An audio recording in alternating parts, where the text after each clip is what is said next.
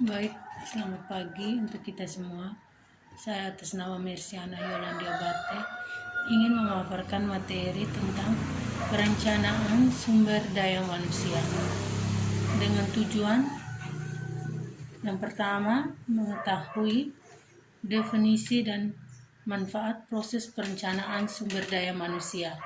Yang kedua, mengetahui faktor-faktor yang mempengaruhi permintaan dan penawaran tenaga kerja. Yang ketiga, mengetahui teknik-teknik peramalan permintaan tenaga kerja.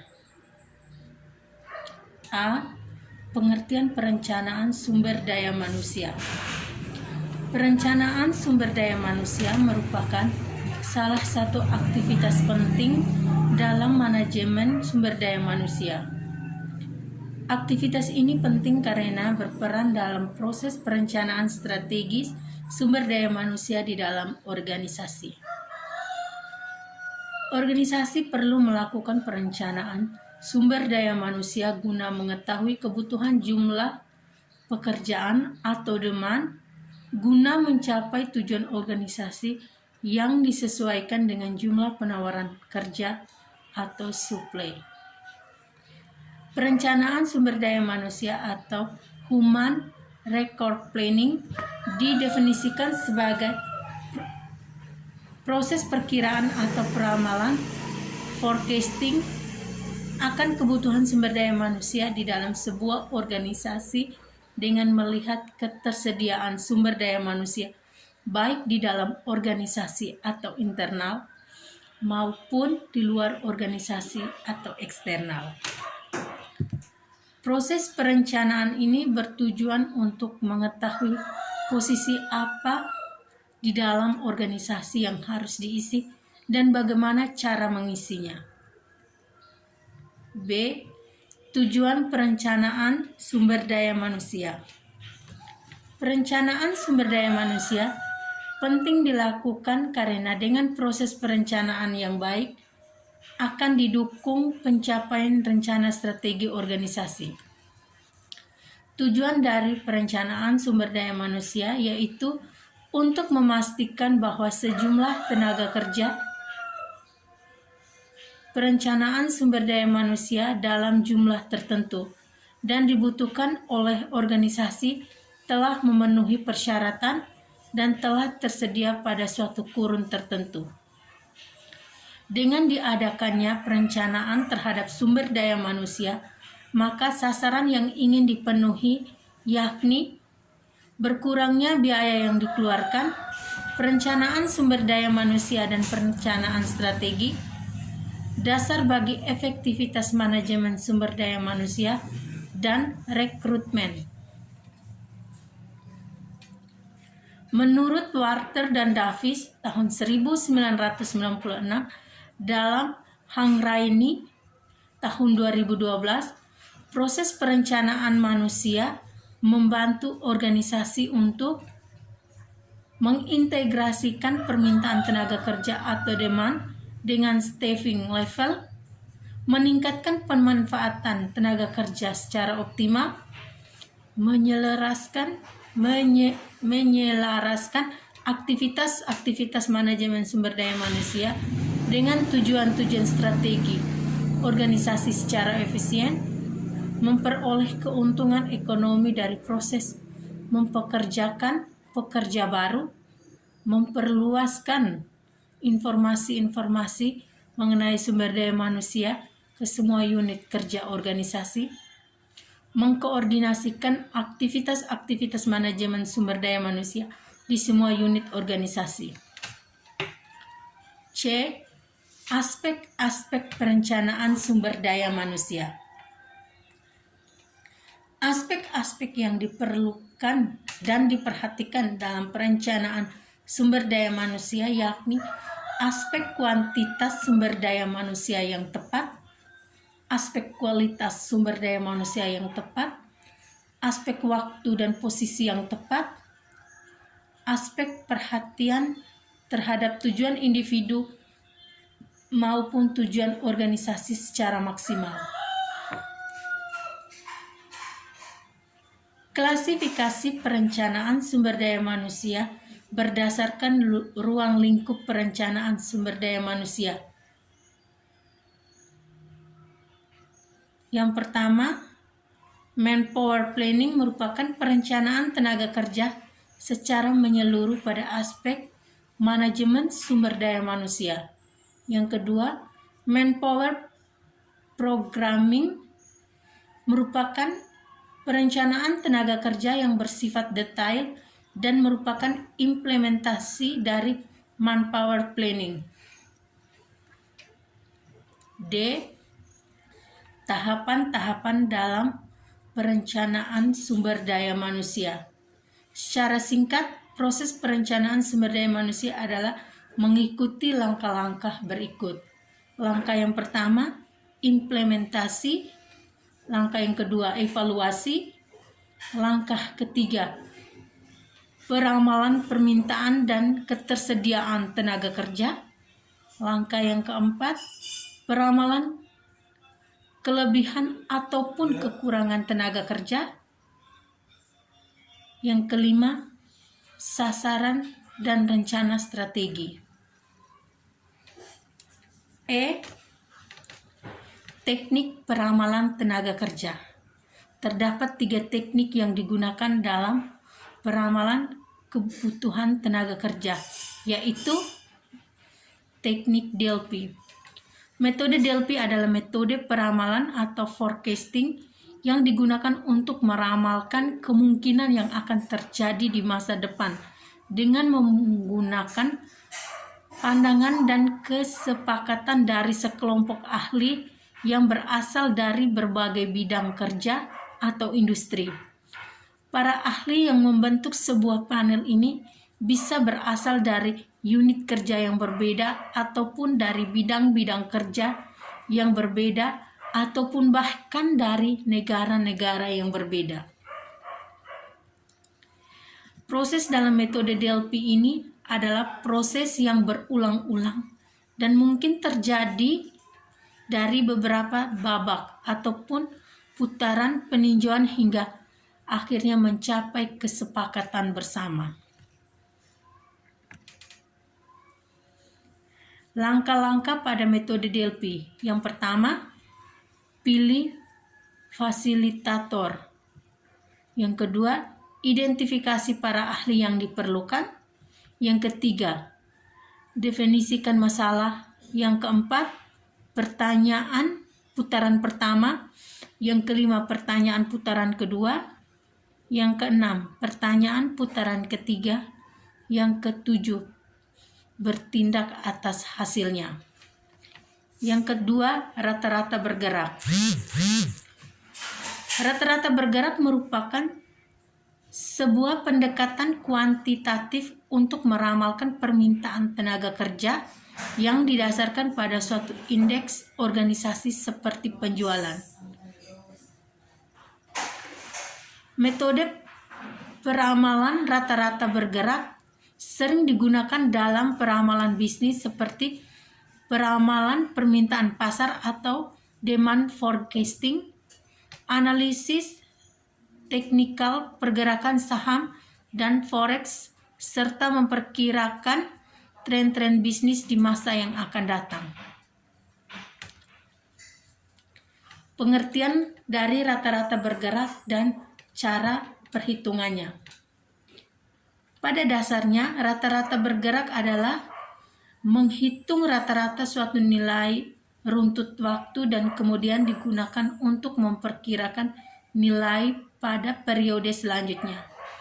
Rata-rata bergerak diperoleh melalui penjumlahan dan pencarian nilai rata-rata dari sejumlah periode tertentu, kemudian menghilangkan nilai terlamanya dan menambah nilai baru.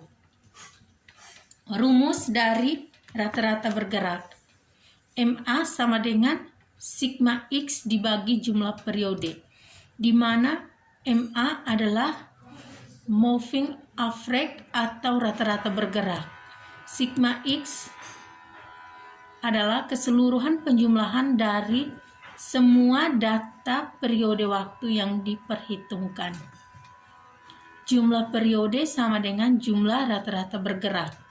atau dapat ditulis dengan MA sama dengan buka kurung N1 tambah N2 tambah N3 tambah seterusnya dibagi N, di mana MA adalah moving average atau rata-rata bergerak, N1 data periode pertama, N2 data periode kedua, N3 data periode ketiga, dan seterusnya. N adalah jumlah periode rata-rata bergerak. Contoh kasus dan cara perhitungannya. Perusahaan PT Z yang bergerak di bidang manufacturing ponsel ini meramalkan penjumlahan ponsel untuk bulan April dan Mei dengan menggunakan data bulanannya yang dimulai dari bulan Januari. Periode rata-rata bergeraknya adalah 3 bulan. Berikut ini adalah cara dan hasil perhitungannya. Bulan perkiraan atau unit penjualan atau unit. Bulan Januari perkiraannya 22.500, Februari 37.500, Maret 30.000, April dan Mei belum diketahui. Penyelesaiannya adalah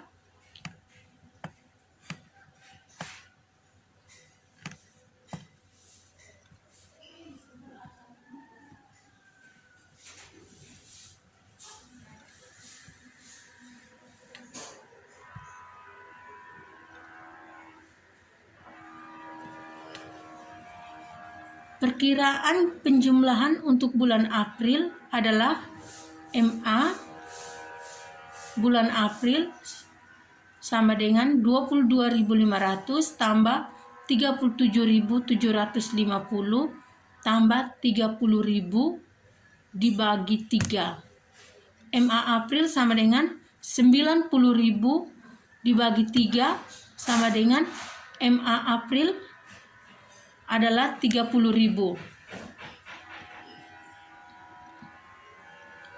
Jadi, perkiraan jumlah ponsel pada bulan April adalah sekitar 30.000 unit. Kita dapat melanjutkan lagi untuk bulan Mei dengan menggunakan data perkiraan yang dihitung tersebut atau dengan menunggu hasil aktual pada bulan yang bersangkutan. Misalnya, data aktual pada bulan April yang didapatkan adalah 35.000 unit. Maka perhitungannya adalah sebagai berikut. MA Mei sama dengan 37.500 ditambah 30.000 ditambah 35.000 dibagi 3. MA Mei sama dengan 102.500 dibagi 3 sama dengan 34.167. Dengan perhitungan tersebut didapat bahwa perkiraan penjualan ponsel untuk bulan Mei adalah sekitar 34.167 unit. Dengan catatan, untuk perhitungan bulan Mei, penjumlahan pada bulan Januari dihilangkan dan digantikan dengan hasil penjualan pada bulan April. Hal ini karena perhitungan rata-rata bergerak adalah 3 bulan. Yang ketiga, manajemen forecast adalah sebuah pendapat atau keputusan dari para supervisor, manajer departemen atau pihak lain yang memiliki pemahaman mengenai kebutuhan organisasi akan tenaga kerja. Beberapa faktor yang dapat menjadi pertimbangan dalam melakukan peramalan sumber daya manusia. A. Faktor eksternal adalah faktor yang di luar organisasi tetapi memiliki dampak terhadap jumlah pekerja yang dibutuhkan oleh organisasi. Faktor-faktor eksternal itu adalah kondisi perekonomian, kondisi sosial politik, teknologi, dan kompetisi. B. Faktor organisasi adalah faktor yang berasal dari internal organisasi itu. Faktor-faktor ini berdampak langsung terhadap jumlah permintaan tenaga kerja yang dibutuhkan oleh organisasi. Faktor-faktor tersebut adalah rencana strategis organisasi, anggaran, perkiraan produksi dan penjualan. C. Faktor angkatan kerja adalah faktor-faktor yang disebabkan oleh aktivitas-aktivitas yang dilakukan oleh dan atau berasal dari tenaga kerja itu sendiri yang akan mempengaruhi jumlah permintaan tenaga kerja yang dibutuhkan organisasi. Faktor-faktor tersebut diantaranya pensiun, pengunduran diri, pemberhentian kerja atau pemecatan, dan kematian. Yang berikutnya, penawaran tenaga kerja. Penawaran tenaga kerja berarti jumlah tenaga kerja yang ditawarkan kepada organisasi. Beberapa faktor yang dianggap memengaruhi jumlah penawaran kerja adalah rencana suksesi. Adanya rencana suksesi menyebabkan pekerjaan menawarkan dirinya untuk mengisi kekosongan jabatan. Suksesi biasanya berhubungan dengan rencana promosi. Yang kedua, ketersediaan tenaga kerja di pasar. Semakin melimpahnya tenaga kerja di pasar, maka penawaran tenaga kerja juga akan semakin melimpah. Ketersediaan tenaga kerja di pasar dipengaruhi oleh berbagai faktor seperti demografi penduduk, seperti usia dan jenis kelamin, tingkat pendidikan, kondisi perekonomian, dan populasi. Yang keempat, metode tools of supply. Analisis tools of supply meliputi beberapa hal. Yang pertama, tabel staffing adalah penyajian data dalam bentuk tabel dari semua jabatan dalam organisasi disertai dengan jumlah dari karyawan yang menjabat saat ini dan kebutuhan tenaga kerja untuk masa yang akan datang. Yang kedua, Markov analysis adalah metode untuk melacak pola dari pergerakan karyawan pada berbagai jabatan. Analisis Markov atau AM sebenarnya berguna untuk mempelajari dan menganalisis setiap proses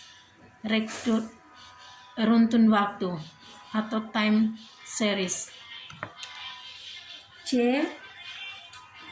Rencana suksesi adalah proses untuk mengidentifikasi pengembangan melacak individu-individu kunci untuk posisi eksekutif.